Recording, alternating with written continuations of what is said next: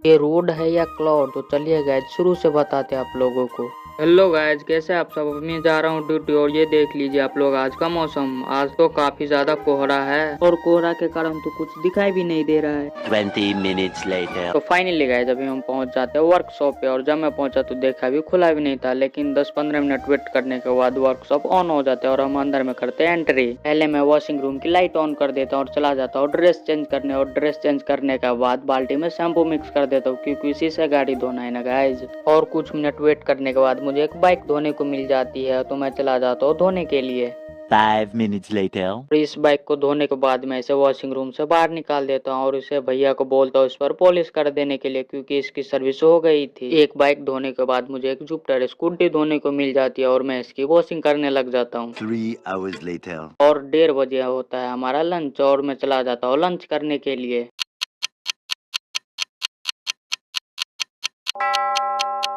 तो 6:30 बजे हमारी हो गई छुट्टी, तो पहले निकलते शोरूम से बाहर, फिर मैं निकल गया अपने घर की ओर। तो दोस्तों मिलते हैं आप लोगों से नेक्स्ट ब्लॉग में।